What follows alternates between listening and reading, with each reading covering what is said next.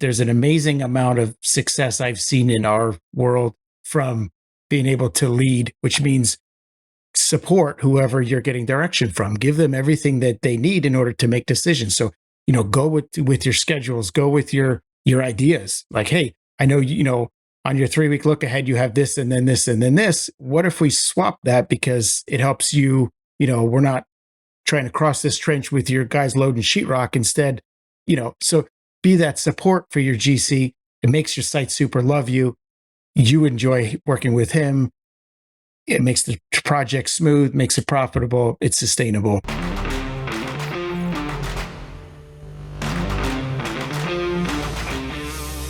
Welcome back, everybody, to the Connect podcast. I am your host, as usual, Taylor White, brought to you by our good friends over While I Stare at the Komatsu Equipment, this is why this is my second take, brought to you by our good friends over at Komatsu. Today, I have with me somebody that we were just kind of getting into it for the podcast that I really looking forward to talking to. Kind of does the same thing we have, has a pretty large following online as well, too. Brian Dietz from Dietz, Bob Dietz and Sons Incorporated. Brian, thanks for coming out today. Yeah, super excited to be here. Thanks for having me. Yeah, we were kind of just chatting beforehand on how we kind of just may have appeared in each other's social media ecosystem. How did this kind of come about, the business? Maybe explain and start with about who you are and what you do. Yeah, so grew up in the business. My father started the business back in the early 70s. Really got going by the mid 70s. And so I grew up just climbing on machines and sitting behind the seat of the dozer.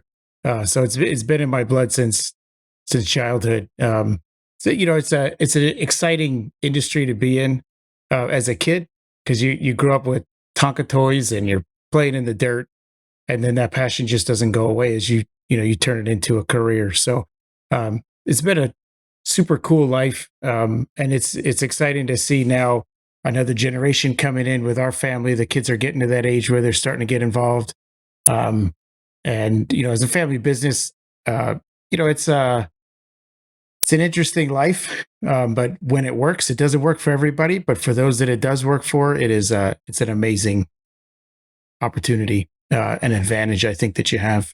Yeah, 100%. I always say that as well too, because I'm sure that maybe you got it when you were younger, maybe your kids coming up, or the family, the next generation that you speak about coming up, is they'll definitely get the their business was here and silver spoon, and I definitely have dealt with that my whole life. Well, your family had a construction business, and exactly what you said was it's a massive opportunity, and that's what I saw as well too. It's like, well, listen, I mean, that's what I always say to the people. Well, half the time I ignore them now, but I could have sat and been a 7 to 5 employee for my family, and my dad would have been just as happy doing that as well. He just wanted to see me do whatever I wanted to do to make me happy. But instead, I acted on that. I took my own take on it from where it was. We grew that. So did you get any kind of part of that? Like, did you get some of that blowback? Yeah, I mean, you still get it today. The must be nicers. And it is to the reality is it is nice because not everybody has that opportunity. So No. I always joke with Dane Cotton that when someone says it must be nice, you just say it is. That's the reality. It is nice, but along with that comes a ton of work. My brothers and I, we worked our entire lives around this business. It was summer vacations, it was Saturdays and Sundays, and it was from sun up or before until after, and whatever it took in between. And I think a business or any career, any hobby, anything it's you get out of it what you put into it. So if you see someone that's doing well, it's because they're working their butt off to get there. So it's not something that just happens on its own. There are things that come along where you're in the right place at the right time, but a lot of it is what you make of it. So my dad taught us to work hard. He taught us to invest personally, learn as much as you can, become a proficient operator, appreciate the labor side of things, respect the relationship with the customer and with the architects and engineers and GCs and all of those things. And when you put all that together and then you have multiple people on the same page in a family, you become you become a quite a, you know, force in the community, or even just a support for the community. It's something that stands out as special. You're dead on. I always say it that, like our team internally, we have such a, like my operations manager is my cousin. I work with my father. My wife's in the business. My cousin, and I have another cousin who works in the field. And that, like, just I don't know what the right word is, but just like the culture, the way you can mesh with family. It I always say that that's our strongest asset is our team, but the team being a lot of family as well too, and just that makes us, like you said, like it creates such a dynamic that that's what makes us successful at what we do. Yeah, So I really relate to that. I totally agree. I think the ones that struggle are the ones that compete against each other instead of looking for your strengths and then allow the other person to fill the void with their strength. And sometimes it's like two people, one guy's a little better, but maybe he's younger. And so there's this weird competition that is just like, I mean, to me, if you're competing against yourself, if you're doing that because you're a team, so why would you not allow the one person to shine in one area and you shine in another area? And now you have a team. You look at any team sport, there's no one person that makes that goal wins or loses. You win together or you lose together. And so when you bring that team spirit to a business and then you add that family element, just not everybody gets that. Some people just, and it's not for them, and that's fine too. But for us, it's worked really well, working together, and just you have such a solid foundation of trust and a common goal that you can work together and you understand each other's needs and each other's value. And it just, I mean, when you're bragging on each other, as opposed to picking on each other behind each other's back, and like you don't even realize how you're undermining your business by picking on your another team member, to a customer or to an architect, or whoever, even to just amongst the team. So when you're on the positive side, and when you're just really thriving on each other's strengths, that to me is it's awesome environment to work in. Like, we spend most of our lives at work. But, we get these little breaks. I see, you're in Florida right now, and it's nice to get little breaks, but most of our lives are revolving around work. And I feel bad for those that don't have an environment that they're enjoying every day. For me, I love work. I love going to work, and a lot of it is the environment that you create. So for us, it's worked really well. Yeah, we have a lot of the similarities because I preach the exact same stuff when I speak. Like I look at it as such a privilege that I get to go to work every day with my father and my family, and even just not even just people who are family, but just the team that we have and the way that we are in our office, and in the field. Like just like you said, like you're just ragging on each other. You can talk to each other transparently and open and freely. There's no behind guys' back stuff. Like I look at, and we go out for our lunches, or, we do this, we go on, we have the team building trip, team bonding trip. And sometimes I sit back and I'm like, man, like imagine being on a team where you don't have this. Like, and I'm biased maybe because it's our business, but it is, you're right. Like it is, like I look at it like, holy, like I am so privileged that I get to do this for a living.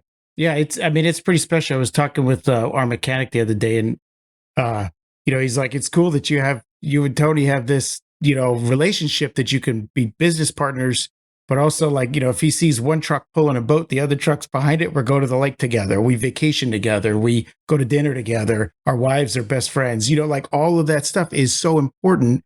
It's pretty rare, but that's, again, it's what you put into it. If you're going at that relationship with jealousy, you're not going to succeed. But if you just value each other, I think it is a unique thing. Not everybody can attain that, like having personalities that work together. But for us, it's been phenomenal because we don't waste time on the little stuff that just can divide you and sink your ship. The focus is on positivity and moving forward, and what do the crews need, and what does the business need, and what does it take to make sure that we're there for our customers and provide that service. And like when your focus is on that, the rest just kind of succeeds without. But when you're distracted with that, anyways, we're talking a lot about negative stuff, but it's cool when you can find what does work for you, and for us, it's been such an advantage. So what does your business focus on solely? Like, so you said Tony. So Tony is your brother. Yep, he's my brother, 2 years older than me. So what do you guys focus on as far as work wise? Do you guys do site prep, residential, commercial? We do. In the past, we were real heavy on residential, and we still are. We have two crews that are dedicated to residential work, and they'll cross over into small commercial stuff, It little just happens. warehouses and little. We're doing like a rental store right now, and some like housing and different things like that. That's not solely residential. We're doing a senior community right now. So that residential crew that kind of crosses over there. And then we have a couple of commercial crews that focus on the bigger stuff. And we're really growing that side of the business more. We're pretty well set up with equipment and technology now that we really can get on that bigger site. Well, for us is bigger, smaller for some guys, but relatively, they're bigger for us. And we can thrive in there with, when you have GPS going and you have your site modeled and you've got multiple rovers running around, and that technology and the equipment, you just walk through the work. And so being able to put 2 or 3 crews on one big commercial site and bounce them in and out as needed, that's pretty awesome. To me is more fun. Like I'm really enjoying that side of things. The residential stuff, a lot of guys are like, it's easier. I actually think it's harder. Management side of it, I think it's harder. It is easier because it's smaller and you go out and you're putting a little pipe in or you're doing something, but you're going there with no design. You are the design. The options of how you do it are so, it's open-ended, and you encounter so many different trades, even within your own trade in that day, that you have to do. So you have to bring all this extra equipment and tools, and there's just a lot. You're making 1,000 extra decisions a day. Whereas in a commercial world, or even the bigger residential stuff, housing stuff, it's design, and you just build to the design. And so you have, with a good site super, you can walk through those projects because if you know your prints, you have your, you follow in that design. Someone already thought it all through. So I think on the management side, even like scaling your business, it's hard to scale a residential business beyond a certain point, because there's so many office hours and management hours that go into running you're in this small space, and it's hard to grow that. So you can add extra crews, but then each crew needs more office staff. And whereas the commercial side, 3 or 4 office staff, 3 or 4 members of your office can handle multiple projects. And those projects can be, it's a bigger scale, and you can have a lot of crews over there. So for us, it just seems to be, it makes sense to be growing that commercial side. And I have more fun with bigger equipment and bigger dirt. And, it's just more exciting. So I would say that the residential, like what you said, it's not possible to scale. It's possible to scale, but you peak at some point, because like you were saying, like for us, like we were the same. We had 2 crews just always doing residential. We were kind of sitting around 12, 14 guys. It's the thing with residential, and why I say it's like almost more management work is because, I mean, we could be in and out in 3 days for digging. Okay, now we got to leave. Concrete guys got to come back in. So now we got to line up another residential to go to while we wait for the concrete. Then we go back, we backfill the septic, then we leave again, then we come back. It's a lot of that. It's a lot of planning. So it's a lot of management. But then also, we want to grow, you want to get up, like that's a lot of residential work that you need. And it's so much scheduling and planning and so much estimating, where the site visits and exactly, where we found that the bigger jobs, it was, okay, I know that I got guys on that job for the next 5.5 weeks, and then they're going to go flip back over to our other commercial, which will be ready, and they're there for 6 weeks. So as far as planning and scheduling, I found that the commercial is just the way to go for that. And it is scalable because you can get bigger clients, you get bigger machinery, you can do more. So we are in the same boat. Yeah. And the commercial sites allow you to set up. You go there, you get an office trailer. We got Connex boxes with offices built in them. You put additional Connex boxes. You've got fuel tanks. You've got all your stuff. So you have all your inventory. You can order your materials in stages, and like if you want to be an efficient company, that is a space that you can thrive. It's day to day in the residential world, and so much you're sharing that space with so many other trades, and on the commercial side, you can kind of schedule it out. And if you're a good communicator, we try really hard to support the GC, to support the site super, make sure that we're thinking through.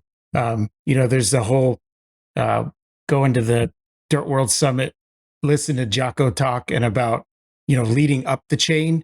Um, there's an amazing amount of success I've seen in our world from being able to lead, which means support whoever you're getting direction from, give them everything that they need in order to make decisions. So go with your schedules, go with your ideas, like, hey, I know on your 3 week look ahead you have this and then this and then this. What if we swap that, because it helps you, we're not trying to cross this trench with your guys loading sheetrock instead.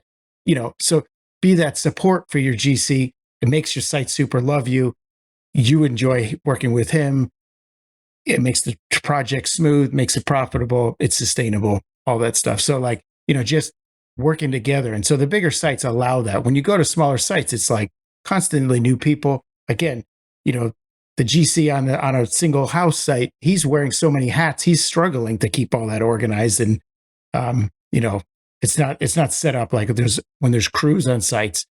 It's more of our style, like just to be as organized as can be, and make sure that we're supporting everybody and working with everybody, and be as flexible as you can. That stuff really, it means a lot to us of who we are and trying to be, the partner on projects. So what do you focus mainly on then? Because you sound very like you're educating yourself on leadership, or you sound super organized and efficiencies. What's your kind of role in the business, or what do you like doing in the business versus what Tony would be doing?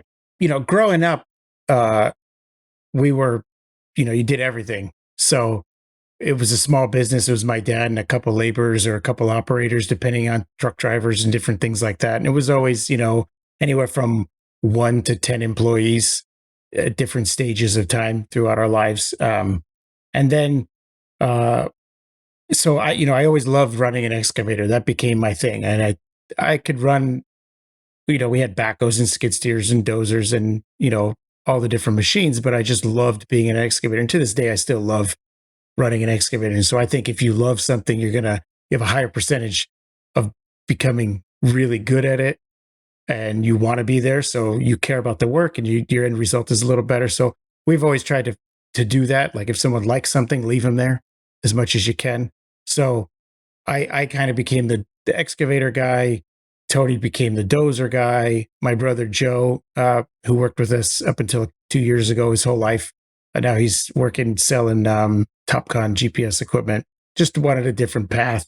So he's our sales rep. So that's pretty good. I guess you use TopCon. If you got to leave, that's not a bad thing. No. So he's doing very well. We're excited for him. And so he kind of was the laborer, which led to layout, which led to GPS, extraordinaire. So that was kind of, so then as the business grew, you kind of maintained those roles. So, I would handle the difficult excavations. We'd have operators that would do the more of the routine work. And then if we were around tight utilities, or we were in the street, we were in something deep or whatever, I would handle that. And Tony, he's 2 years older than me. So he's, as we were transitioning with my parents running the business, he got into estimating, meeting with customers, and just kind of took that role on. And then as it scaled, that's kind of been handed off a lot of that to, now we have we've got estimators, and we've got guys going out in front and meeting. Once they go out and meet a customer, a large part of my role currently is to go and kind of nurture that relationship and see how we can support them, and see what other, needs they have, if we can fill them. And so, just kind of getting out in front of the project, or even as the bids go out and meet with people and explain, make sure that they understand what it is that we're bidding, and what our capabilities are, and the benefits of, if our price is a little higher, why is it higher? This is what you get. We can keep you on schedule. There's a value there. If our support and our communication and our, the way we work together is going to be better experience for them, then it's worth more money. You get what you pay for and everything. So we're not always the lowest bid. We try to be. We try to not overcharge. That's the name of the game. But it's it does cost more to get to support a larger inventory of equipment and that whole relationship. So and it's working. We're 48 years in business this year, which is it's so impressive, mind blowing. It's very exciting, and I'm only 44, so I've only been here for part of that. But it's it's exciting to see it continue to grow. So that's kind of my role. Still out in the field a lot. Last few months has been a lot of office for me, which has been a little bit of a shift, like almost 100% office. Not really used to that. I really have a passion for being boots on the ground in the dirt, and I feel like I thrive on solving problems. Like I love to see, is there a more efficient way we can do this? Is there, for moving dirt from here to there, and then it's going to move over there? Is there a way that we can just move it one time? What's our, so there's a lot of that stuff that Tony and I, we talk. We're on the phone together most of the day if we're in the field or whatever we're doing. So we're just that constant communication keeps us on the same page, and it allows the guys to bounce stuff off either of us. And it's not like you've got two divided, leaders with two different agendas, where it keeps us on the same page and really working together. So, it makes it easier on the guys because it's not that confusion of like, the whole, go to mom for this and go to dad for that kind of thing, so exactly get the same thing from both of us, and we're on the same page. And we've been trying to unify the crews in that way with our meetings. We now have, again, we learned a lot at that Dirt World Summit. A lot of things that I feel like we were doing, and there was a different twist on like how to apply. Like we had that goal already. We were already trying to do it. And it was like, well, try and do it this way. So we saw huge value. And one of the things was just, we started implementing a Zoom meeting every Tuesday morning at 7 a.m. No matter where anybody is, pull over, get prepared, whatever, but log in, and the whole company's there. So foremans, management, everybody all the way down to laborers, everybody. Really? Yeah, the whole company. And what do you go over? So, projects, current projects, forecasting projects? A little bit. It's almost more on a higher level. Like we talk about, who we are, like why we're trying to do certain things, different processes that we're trying to put in place.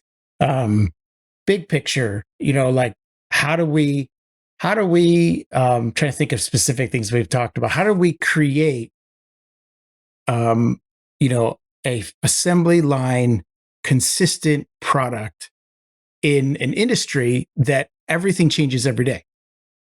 And, the way to do that in my eyes is you have to have standard operating procedures that then apply to 1,000 different circumstances.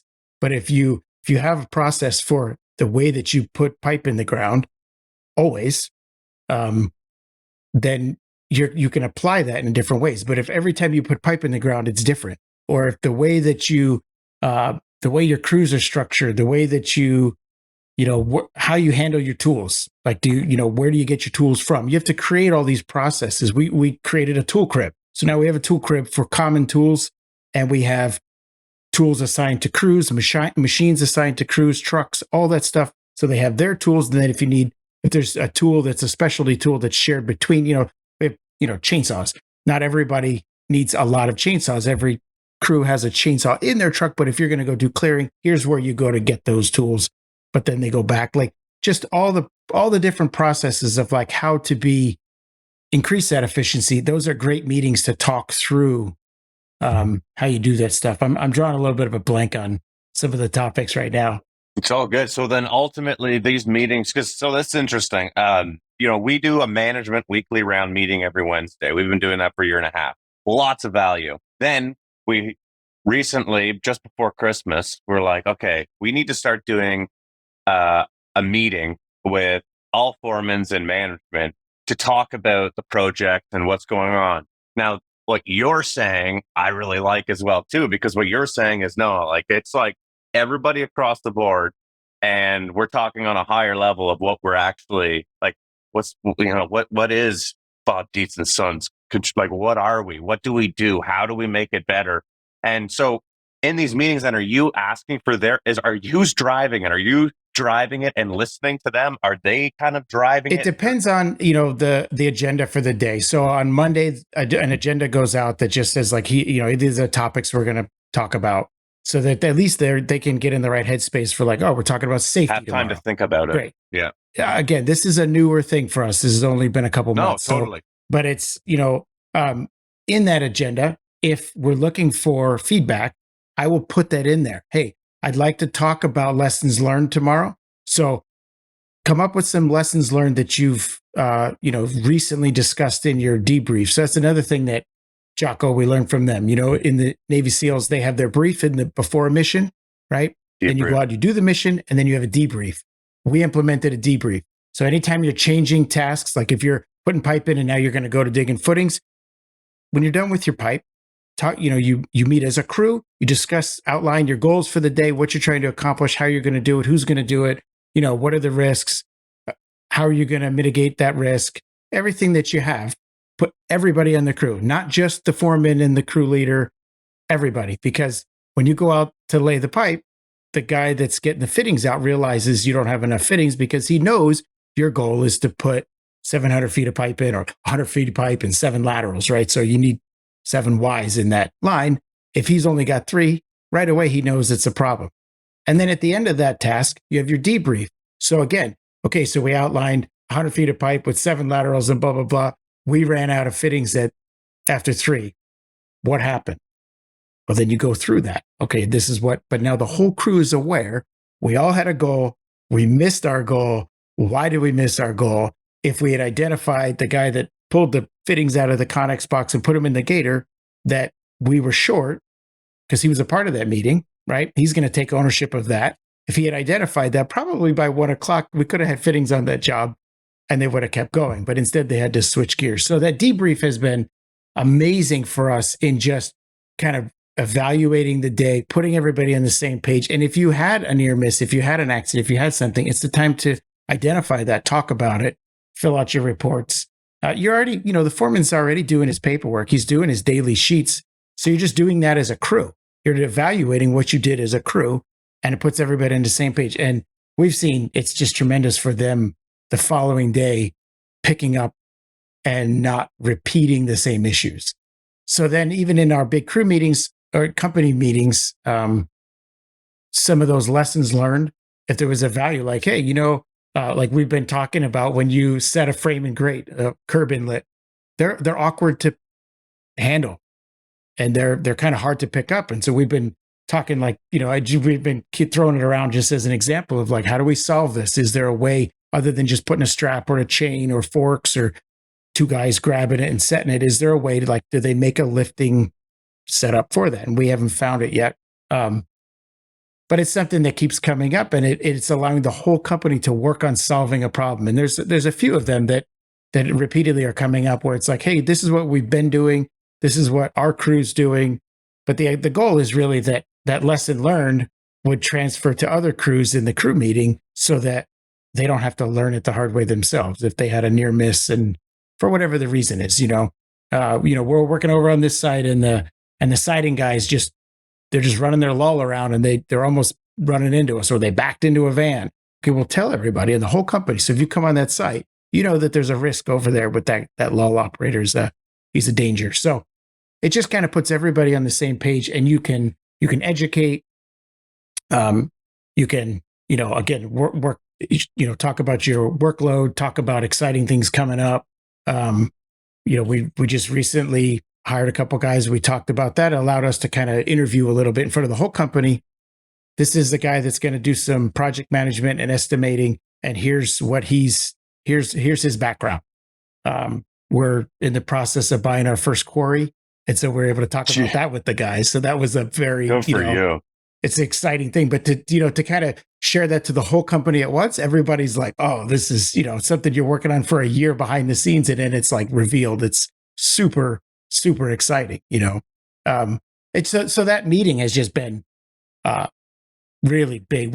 With the holidays, we missed it a couple weeks, kind of delayed it just with short weeks and everybody, some people being off. I didn't want to make it, a little, but I'm excited to get that rolling again. It's just, it's been really valuable to us. A lot of what Jocko talked about at the summit was, just being that team. In the SEALs, when they make a bad plan and they go out and execute it, and somebody gets shot in the face, they know immediately that they had a bad plan. A lot of times we can just continue kind of with subpar operations and bad planning because we don't see the consequences immediately, but it will sink our ship. And in time, someone will get hurt, or we will, we're just not profitable and the company starts to suffer, which means you can't buy great equipment and tools and provide quality income for your guys and a good benefits package. And because you're not being efficient, it takes a lot to keep this stuff running at a high level of efficiency and profitability. And that's, it takes the whole team working together to do that. So it's not just the top, it is the guy at the bottom. If you put everybody on a list, they are just as important in that success. It's, so a new guy that we find every time I have a meeting and someone's working on that site that wasn't in that meeting, we just kind of shot ourselves in the foot because as soon as you go out, what are you going to have another meeting, a shorter meeting with less information in it for that guy? So we're just trying to group people in. The more we group them in, the more that they're a part of the team and that they can grow. They realize what they're on the same page with their foreman because he has a goal outlined for the day. They're aware of that goal and they're a part of the process to kind of solve that. So it's been a little bit different for us because it is definitely, when you have that Tuesday morning and you see all those screens pop up on Zoom and you're like, there's a lot of people sitting right now on the clock. That's what I was thinking of. If you're counting dollars, you're correct. It's money, you're bleeding money. However, we feel that it's money well spent you're investing in your team and you're building a team. I mean, if you look at any team sport, they have a huddle, right? They get together, they discuss what they're going to do next. In some sports, it's every single thing they do, they all come together and then they execute it. They come back together, they execute it. If you're not doing that, how can you possibly be successful? How can you work together and accomplish the same goal if this guy just comes in, gets an excavator and goes over there and that guy's over there and, they're not even pals? You bring everybody together, everybody starts to become a family and you're working together. And we actually have multiple guys in our leadership that now their kids work here. One guy, awesome. 2 of his sons work here, and another foreman, his son's working here now. And that's to me, that's it's exciting on a couple levels. One, they look at this company as a good place to bring their family. That means that we're winning. You don't bring your kids into something that you don't believe in, right? And it's also something that tells me that they're hopefully planning to stick around a while themselves, which gives us consistency and continuity, and that's huge for growth. 100%. I think the way that you're thinking overall is what will and is creating your success, because just like the way you speak on a higher level, it's super interesting and very smart because you're just thinking out of the norm of what everyone else is. And I'm much like yourself. Like I like that idea. Like I like when I hear that, it's like, okay, well, that's different. Not many other people are doing that. People can talk about how they think everybody's a team and we're one big happy family, but it's like, well, are you really? And I've always questioned that for so long when we first started getting on social media and, you'd see people like big corporate companies post about how they're a family and they're this and that. And it's just like every construction company was using the word family. We're one big family. We're one big family. And I'm like, but you're not. And that's why we try to do team building stuff. And we have KWC Camp Day. And then we do all our parties. And I mean, we're a group of small guys and girls. We're like 26, 27. So it's easy to kind of have that close-knit. But I think what you're doing is you're creating it so that you can grow at scale, but also keep and remain that core value of, hey, although we may all not see each other every day, here, we're still all incorporated Your ideas matter. We care. And we're not just meeting with just management because, well, we're here and you're here. We're meeting with you because we're all doing the same goal. If you succeed, I succeed. If I succeed, you succeed. 100%. Yeah. I mean, you have to value every member of your team. If you do, and you know, the other thing is like you got to be willing to go do their job. And there's a lot of days where we go out and do whatever they're doing. Like it is not, you're not better than anybody else. Like they are, we cannot succeed. We cannot. It is impossible for us to succeed on the level that we're trying to succeed without every single one of these guys and the support of their wives and their family. Like if you don't have that, if their wife doesn't like you because you're, you know, they wanted to go on vacation and you're like, nope, you can't go. What you just again, you're just hurting yourself. Like that's not sustainable. The guy's not happy, he doesn't want to be there. Now, obviously, they can't go on vacation once a month, and you know, and just you know, there's an investment on the other side too. But when you find a way to you know include them in things, when we went to ConExpo this time, was about 12 of us went out. It's expensive. Nice. You know, it's a lot of money going out to take them and put them up in. We're all, you know, we're all in the. Where were we? Where was wasn't anyways, Cosmopolitan? No, that was last time. Can't think of what it was. Anyways, you know, it's an expense. Put them all up. Yeah, Yep. it's an expense to go out there and stop work for that week and you know, flights, the whole thing. But the benefit of them going out and you're taking some key players that are excited to be there. I mean, ConExpo is like the best thing. You know, it's like going to the candy store. It's just as exciting as can be. But also, like, we assign different guys that have different strengths. Like, hey, can you look into shoring? Like, you know, you're working around that a lot. Can you go see what shoring we need to be investing in? Whatever it is, you know, like take this. You know, you're here for the week. Find time to just track that down. If you come up with some cool stuff, come back with a couple of business cards or websites we can look at, or suggestions or flyers, whatever. And see what you can benefit from that. And that, you know, they're now included in the future of the business, the growth, the excitement. And I think, you know, they're not just an employee, they are a team member. And when you're a team, man, it changes everything. It really does. And, you know, a lot of people can say, like you're saying, as a family, but if you can find a way to actually nurture that and do that, and maybe they are, it's huge.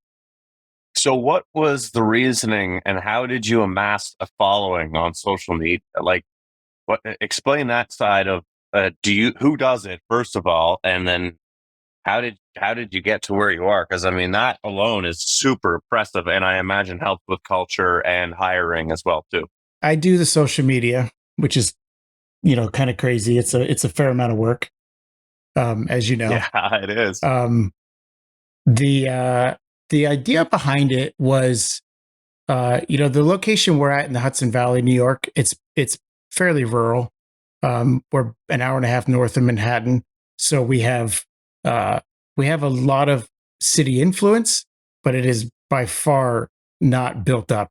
It's beautiful countryside, and so we get projects that are just back in the woods, and no one knows we're back there. And as the business is growing and our abilities are growing and our, you know, no one knows that. So to me, it was a way to showcase who we are. In the beginning, it was, I mean, I never thought it would go where it's gone, Yeah. or open the amount of doors that it's opened. It's been just tremendous for our growth. And it's just it's really like, it's made work even that much more fun. Not just the social media side, but like the relationship side. And I mean, we have customers that are just excited to have us on a site. Or I mean, I have customers that are excited that we brought a specific machine because they're watching and they're like, oh, the machine, you know, the new excavator with the Encons here. And they're like, oh, or I have other ones that are like, hey, how come was my job's not good enough to have that machine here? And you're like, oh, it is. Yeah. It just doesn't, you know, it's different or whatever. But so yeah, the idea was post some pictures, kind of showcase who we are. I've always thought that we stood out a little bit, just in our process, for a couple of things. I thought that our family business was special. Not everybody can do it. So I thought that was special. And then I thought the fact that we take care of our equipment and keep it really clean, regardless of how many hours get on them, I thought that was pretty special. And then I thought that our relationship with John Deere for 3 generations was pretty special to be able to stick with a certain manufacturer, get that same support. Um, I thought that there was value there. So kind of like compiling that together. John Deere is a family business. They started in ag and went into construction. My family started in ag as dairy farmers, and then moved into when the milk industry fell apart in the '60s. Sold the cows, and then my father got into excavating. And the last John Deere tractor from the farm was traded on the first John Deere dozer, and that was a pretty cool thing. So, like, the whole John Deere story and connection there has been just solid. And we've got all kinds of other machines too. We've got Cat and Komatsu, and even got a case roller and different things. So, we work with other manufacturers, some Kubota stuff, but primarily we're John Deere company. Nice. So I thought just, kind of showcasing a little bit of who we are.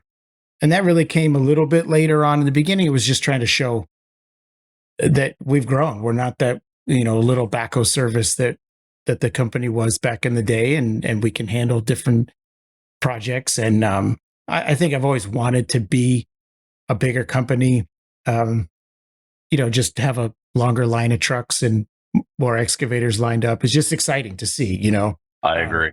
So in order to get there, you gotta be able to, kind of market yourself. And it was a way to market yourself locally, and people could see it. And then it just started growing. It really took off when we partnered with Deere a few years ago, and just started kind of getting a lot more exposure that way. We got to good, that's opened up a ton of doors, working with engineering and different CAGs on future excavators. And That's cool. we've had prototype machines on the site, and No way. just really cool stuff that to me, that's a once in a lifetime opportunity that just doesn't come along to everybody. And it's been exciting because you have such a passion for these machines and for the work. So to be able to meet and tour the factory and meet the people that are building it and the team behind it, and it's just wild. That's super. Yeah, I mean, it means the world to us to be able to go and see that stuff and meet those people. And so to think that, like, we are special in any way, I never think of it that way. I just, we're just an end user that cares about the machine, and we take care of it. But we got to tour the one Kernersville factory in North Carolina, where they build the excavators from a 120, 130 now up to the 470. This is Wow. other than the RTS machines, they build all those machines there. And we got to meet with a bunch of people, and it was wild to be able to share our experience. We got interviewed at one part of the trip, and we actually had people tearing up because they never really realized they got this job in this back little corner of the factory, and for 18 years they're doing whatever their process is over and over and over and over and over and over for 18 years. But they never really met a customer that said, my reputation, who I am is because of your building a quality product that doesn't break down. And we can be we're known for being reliable because our machines don't break down. That's why we stick with Deere. It's a good machine for us. So, but that lady who's been doing that for 18 years, she made a difference. And she, so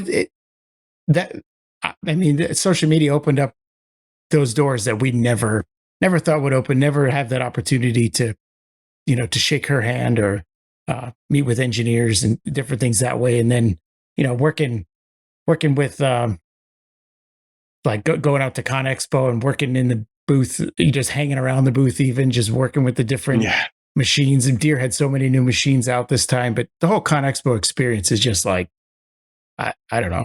I think our whole life, when we were kids, early 80s, my dad went to his first Con Expo. John Deere flew him out there. and took him to Con Expo. And so like growing up, it was like, wow, dad got to go. And it was like this, dreamy place with like just fields full of equipment, and sort of grow up like kind of dreaming about it and then going. And we've been to, I don't know, 5 or 6 now. Um, it's been, it's cool. And to be honest, a lot of what we learned there has completely shaped our business. The technology we see there, every time we come back and you're like, okay, we're going to go that direction. We're going to add this. We bought our GPS equipment based on Con Expo. But I mean, I think the first rotating laser was because of an expo. And then, it just kind of led from there and grew. He bought his first excavator because he saw it at 1985. Bought a John Deere 490 excavator because it was at Con Expo. Came back and, locally nobody had them. So, the show's been huge for us, and just being educated. When you go to your local dealer, they can't possibly have all of the equipment available. And then, that's just one dealer. That's just one brand, But when you go there, they're all there. And you get to see stuff from all around the world and interact with the people. I think what I didn't realize until maybe 2 Con Expos ago was the caliber of people that you're rubbing shoulders with in every booth. These are the people. This is not hired staff. There is some, but these are the people. If you have a question, I was in the booth one time and I'm like, I'm struggling with this one machine. It keeps overheating. And they're like, hold on. I went and got the engineer that designed, he's responsible for that machine. And he's like, talk to me, And so we go through the whole thing and he's like, well, when you open the hood, there's a piece of foam that's on the hood and it keeps the air from going over the radiator. It has to go through it. And I'm like, yeah, that's missing. And he's like, well, go get that piece of foam. And sure enough, we fixed it. And, it's not something that the local dealer or mechanic may be aware of, but those guys, they get the reports. And so when you go to the show and you can meet those people, just tremendous value. Tremendous value for us just in being able to implement some of that stuff and grow the business. I mean, you have such a grasp on the industry and you have such a love for it. Is there anything in the future that you're looking forward to? Like what's big coming up for you guys? Kind of the direction we're going is just difficult work. Once you get set up and you can handle stuff, then you can really go after the harder stuff. So deep utilities is something that's really appealing to us right now. Just stuff out in the roadways. Like I mentioned, we're buying our first quarry. That's a whole new world for us. That's kind of exciting. So there's stuff that way. And then just seeing the technology grow, it allows you to do so many things that you didn't think you were ever be able to do because you have the confidence, you have the answers right in front of you. It gives you such a boost of confidence that, sometimes it takes a career to build that confidence. And by the time you've got it down, you don't have the energy to go do the work. So I feel like we're still young. And so to have that capability and have that support, again, you're just adding to your team. I feel like every site that's got a rover running around and, grade control in machines, it's like adding extra staff to that project. So you're able to take on, we're in the mid-20s with guys out in the field, and I feel like we've got double the in capability. Like you walk through stuff because there's excavator guy. He's just hogging dirt, but he's never over excavating. Just loading trucks, but he can just set a buffer and just doesn't go down close to final grade. So those are things that in the past, like it wasn't possible. You just had people running around checking grades all the time. And I'll tell you, when you're running a grade stick, even the best of guys go up when they're supposed to go down, and it can mess things up and create frustration. And there's a whole lot of math every day in your head. Whereas this is, to us, we always say it's a different hard. It's not necessarily easier. It's a different hard. It's a lot of work up front to get your project model, to get everything, to go through everything and check it all. Even encouraging our layout guys and our foremen to really walk through. If you're setting structures, you got to run through those numbers. Like, you cannot trust that model completely. So it's a different heart. But then when you get out there and you know you're good, boy, you just walk through the work. So the productivity is just like unbelievable. What you get done. When you take a dozer, you're just cutting side hills 2 grade on a 45-degree angle. Like, you can't go out there and check those grades. It's hard to, how do you do that? You need, total station or a surveyor coming out putting stakes, and you just put it into design first pass. You go right down to grade and you're done. Your machines are running at full efficiency all the time because there's no loss. There's no doubt in the operator's mind if he's on grade. Does he have to take more out or not? Just go right to grade and you're done. So, when you hear people complaining about the technology and saying you're not a real operator, I get a kick out of that. I think it's hilarious. Classic. I absolutely love it, because it's just, it just shows that they're not a progressive person. They don't understand the value of it. There are 0 negative comments on social media about technology from owners. 0, not one. The only people that complain are people that feel threatened that they're replaceable because they haven't learned it, or people that don't understand it. But from an owner standpoint, from a leader standpoint, from a productive foreman or crew leader, you want that technology. If you can afford it, if you can find a way to get it on those machines, boy, it just pushes you to such another level so fast. And really, the learning curve isn't even huge. If you have a layout guy that's already doing layout, he's just like, it's like handing him a cheat book. He's just got all the cheat codes because it's all right there. It's pretty wild. So, I mean, you know all that stuff. It's exciting. Oh, 100%. Yeah, and that's what interests me for the future. But Brian, I appreciate you coming on today, man, and chatting with us. And I feel like we definitely have to do this one again, because there's topics that I really would love to cover with you. But I appreciate you coming on today, Brian. Yeah, thanks for having me. It's fun talking with you. This podcast is brought to you by our good friends over at Komatsu. Thank you very much, Brian, and we'll catch you guys later.